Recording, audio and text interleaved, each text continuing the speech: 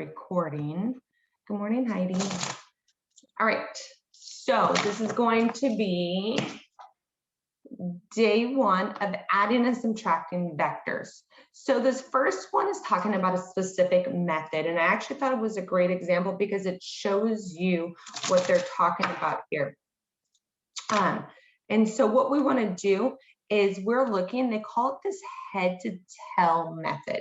And what they're talking about is it's the terminal side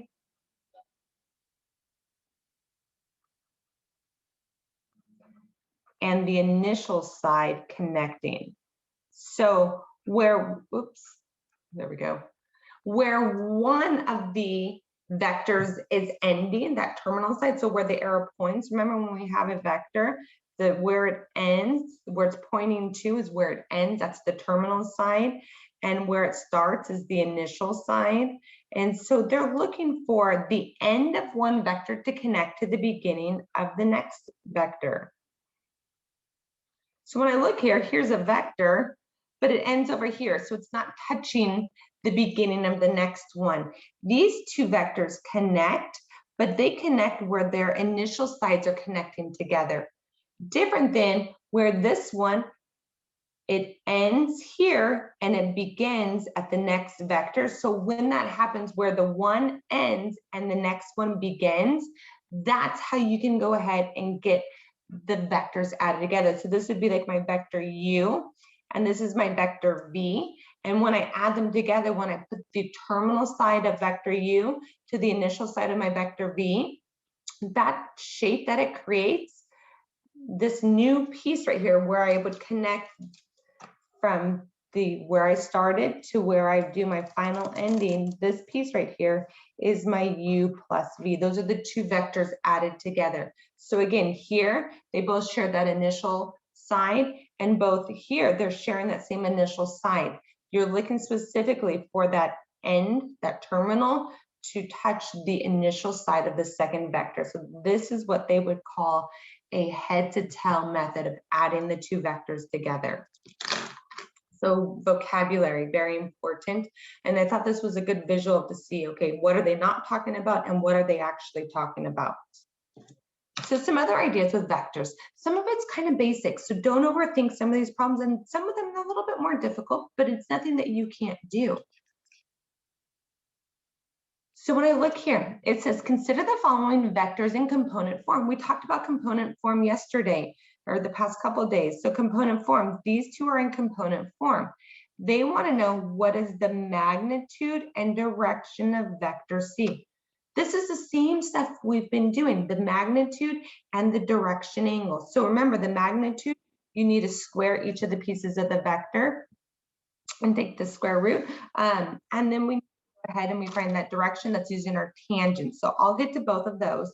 But before we do that, I need to know, well, what is vector C? And all they told me for vector C is that it's A minus B. And that's all you're going to do. You're going to take the values of A. So for vector C, it's going to be, I look at my A and it's A minus B. So it's going to be 2 minus 5 for that first spot. So it's 2 minus, sorry, a negative 5.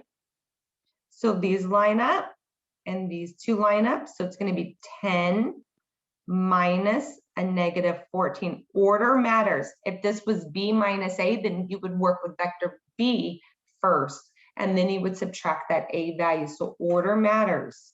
So when I look here, this is going to be a negative, and a negative makes that a positive, and negative is going to make that a positive. So my vector C is going to be 7, 24. So this is the vector we're working with. This is our vector C. So now I want to figure out the magnitude of C. And remember yesterday how I said, the past couple of days, I said sometimes with their notation. So for the magnitude, a lot of times you'll see they were using this notation at first and then they switch it to the single. I don't know why they do that. It's silly. Most of the time in the textbooks, you'll see it written this way. They went ahead and they did it like this. It's not saying the absolute value. They want to know what the magnitude is. So these notations are the same. They're using them as the same. So if I want to figure out the magnitude of my vector C, it's going to be the square root. Remember, same thing we've been doing. I square the first term and I add it to the square of the second term. So it's going to be the square root of 49 plus 576. 24 squared is 576. That gives me 625. So the square root of 625, ooh, that's a nice, pretty number. The square root of 625 is just 25. So the magnitude of C, so interchangeable, they use both notation. Silly, I know. But the magnitude of C is 25. Magnitude of C is 25. So 25, 25. So I know it can't be either one of those two answers. Well, which one is it? So I need to figure out, well, what is that direction angle? And remember, the direction angle is theta is equal to tangent inverse of my y over my x. Well, remember, this is just talking about my vector. So I need to identify before I do this tangent stuff, because remember, we have restrictions and we kept having these problems of it ending up where it couldn't be. So it's going to be in degrees. So we know it has to be, when we find the inverse, they're going to give us an answer. When we put it in the calculator, it's going to be between negative 90 and 90 degrees, no matter what. So in the past couple lessons, we've had to figure out, well, what is it going to be if that point is in quadrant 2 or 3? We had to do some extra work. Well, how do I know what quadrant this answer is supposed to be in? We're talking about vector C. So I need to see what quadrant is vector C in. What quadrant is this in? So if I was going to graph this like my X and Y, if I was going to graph this, I would go over 7, I go up 24. That means I'm in quadrant 1. Perfect. That means when I solve this, I'm going to get where I need to be. I'm in quadrant 1. So my answer should end up in quadrant 1. I don't have to do anything special because it's not over in one of these two areas. So remember, when we solve tangent, even if the vector is in one of these two quadrants, it's not going to give us that answer. We've got to figure it out. It will always give us an answer in one of these two quadrants for our inverse when we put it in our calculator. So I go, okay, well, tangent inverse is going to be 24 all over 7. So I go to my wonderful calculator and it gives me the value of 73.7 degrees. Woo, perfect. This is in my quadrant 1. This is exactly where we need it to be. This is what I want. And this is my answer right here. We're good to go. Nothing else. Of course, if you guys have questions or I'm going too fast, you need clarity, let me know. Put it in the chat, just unmute yourself, whatever you want, but ask questions. This is your opportunity. All righty. Given the following vectors in component form, so component form, again, you can tell a component form because it has those pointed brackets. If it just has regular parentheses, those are the points that make up the vector. When it's like this is saying it is in that vector component form. All right, so it's asking what is the y component of vector v? So they want to know what is this value. So here's what they tell you. They tell you that 5u is going to be this value right here. Well, how do they go from here to here? 5u is just taking 5 times each one of these numbers. That's all it's saying. You just multiply that through.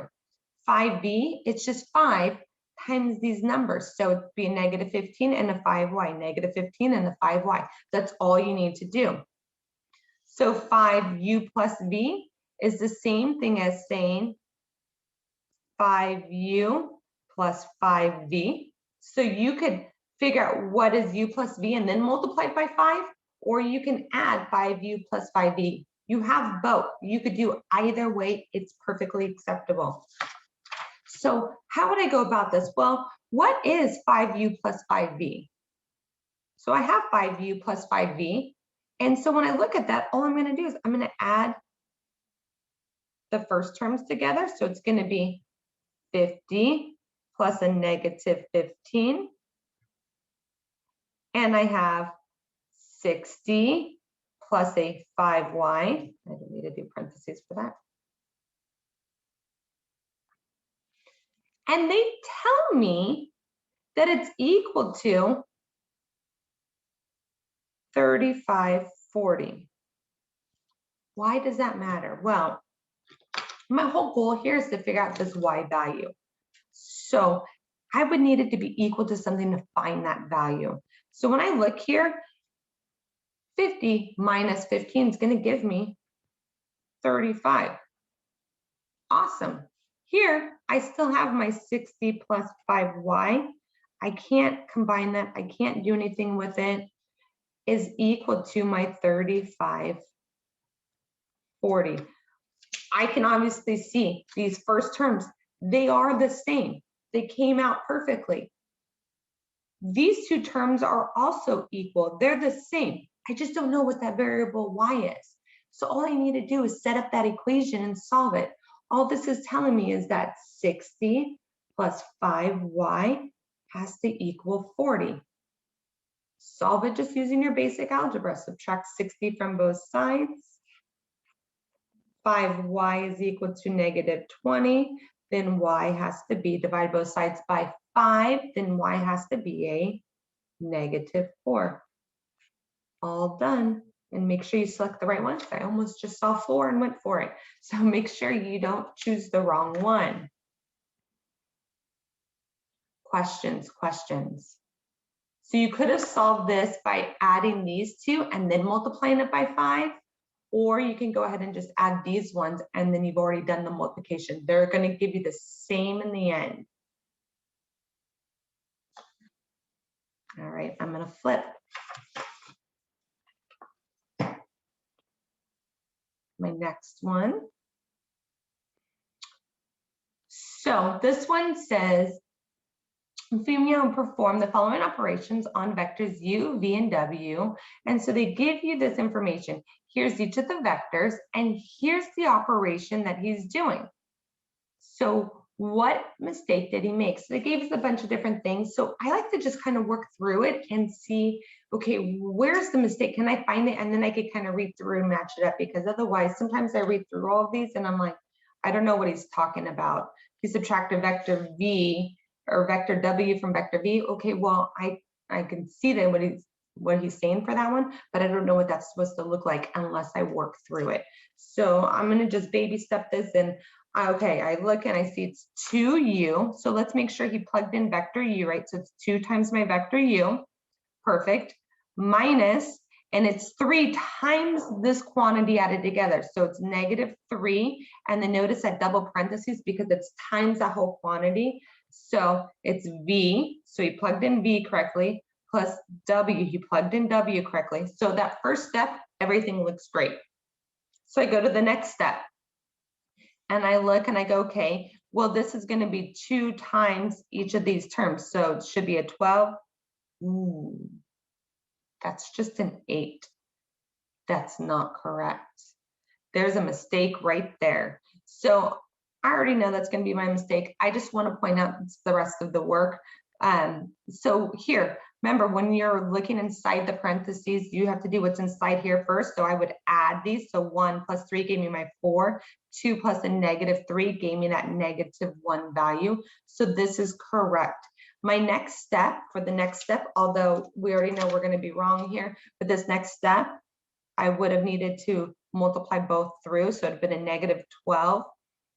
And notice for this, they multiplied that negative through so that they had it as a positive. That's a personal preference. You could have kept this as a minus and just multiplied 3 through, or multiplied as a negative and that would change to a positive. That's a personal preference, but it should be negative 12, positive 3 if you multiply it through like that. So again, this was already going to be a mistake. So this answer will not be correct because this should have been a value of 2 times negative 8, which should be a negative 16.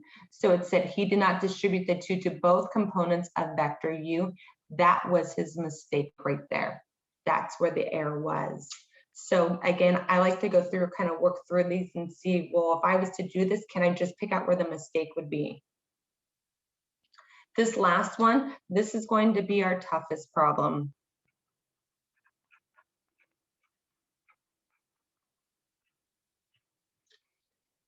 So I'm going to try to draw a visual to go with this, but it also builds on some prior knowledge. So let's go ahead and let's look at what they're doing here. It says, let W represent the sum of vectors u and v. Find the magnitude of W and the angle between W and U given the following. So you know the magnitude of U, the magnitude of V, and the angle between U and V. So you know those two pieces. So again, I know the magnitude of U and V. Magnitude means I know the length of the two. And I also know the angle between them. So I'm going to try my best to draw a picture to go with this. Okay, so let's say that this is my U. I know that U is 14, and let's say this is my vector V.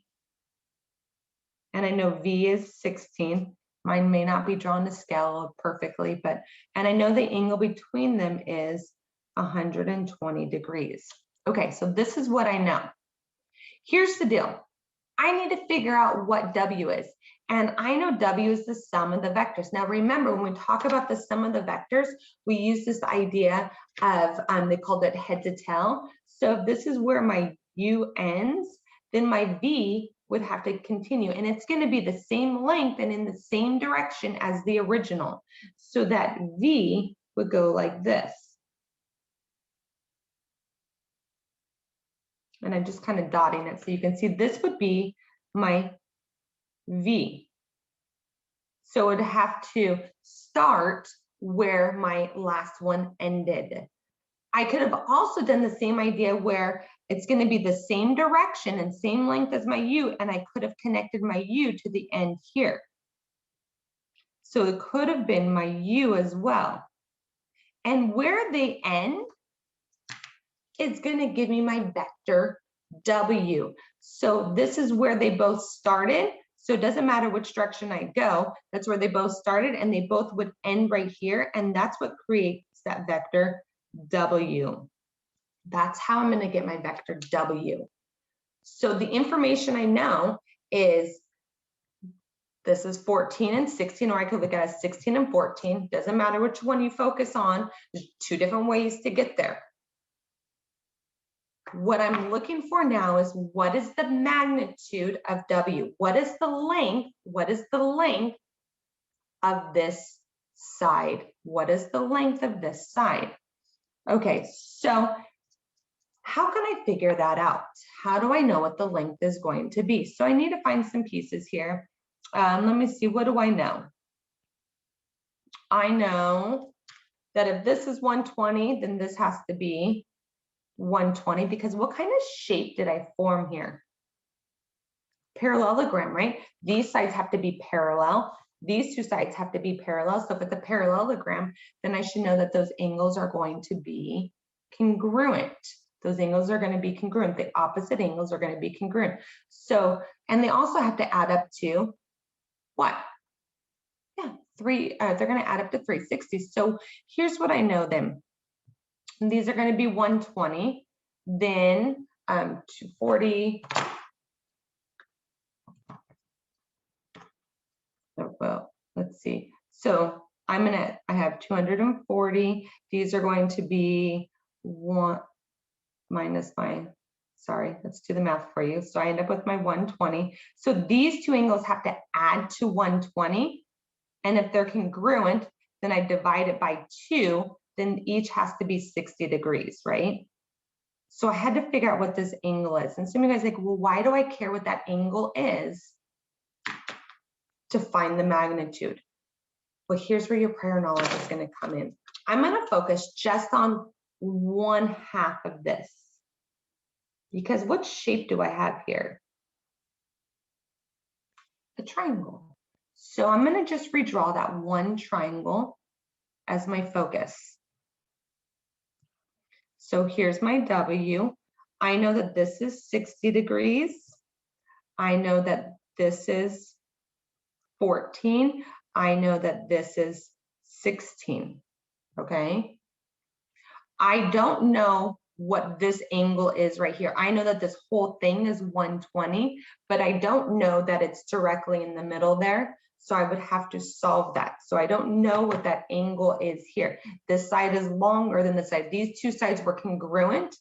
Then I would know that it would bisect it, would cut it in half. We don't know, they're not congruent. So they can't be these two sides are not congruent. So I know that angle is not cutting it directly in half, but I don't know what it's cutting it at. So I need to figure out though, what this length is. I can figure that out. The reason why I can figure that out is because I know a side, an angle, and a side. And if I know a side, an angle, and a side, I can use my law of sines. Remember that this would be my angle V, this would be my angle W, this is my angle U, V, W. So I know my angle W is 60 degrees, my side U, my V, my W. I'm looking for my side W. I know my UV, my side V is 16, my side U is 14. I need to figure this out. And based on prior knowledge, I can't use my law of sines. I can't use SOHCAHTOA because it's not a right triangle. So again, I need to use my law of cosine. Prior knowledge. So that's why this is the toughest, is because we don't think about going there. There's a lot of missing pieces for this, and it makes it very difficult because now we have to use our prior knowledge. So law of cosines, remember, if I'm looking for a side, this is going to tell me that W squared is equal to U squared plus V squared minus 2UV cosine of W. That's why I had to figure out that angle right there. And I was able to. I should be able to figure out that missing angle because I needed to know one of my angles in order to use my law of cosines. So if I want to find the length of this side, that magnitude is the length of that side of the triangle. This piece right here, the length is the magnitude.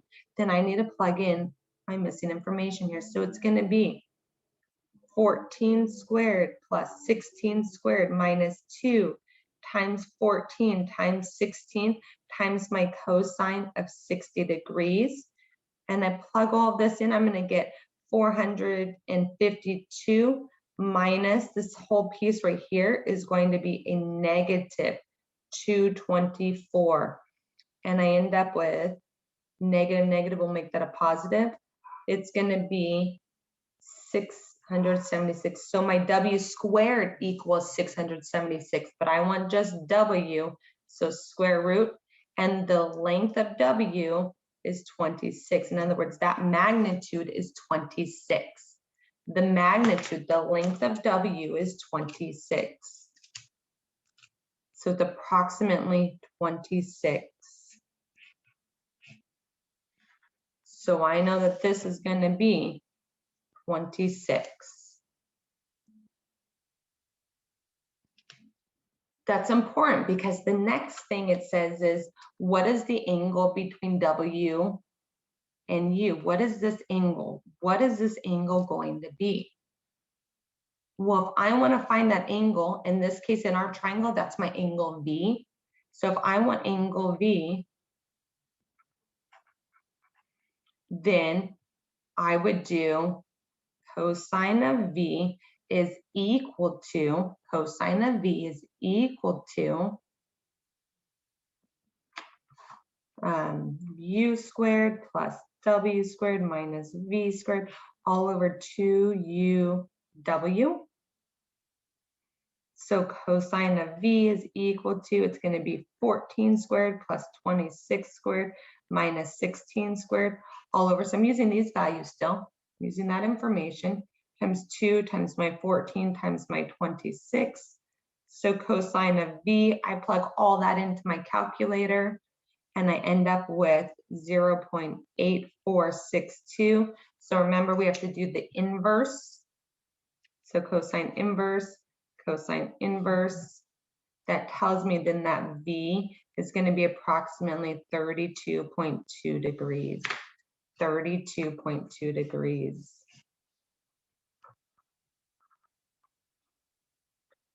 So again, this was the toughest problem. Could I use the law of sines at this point?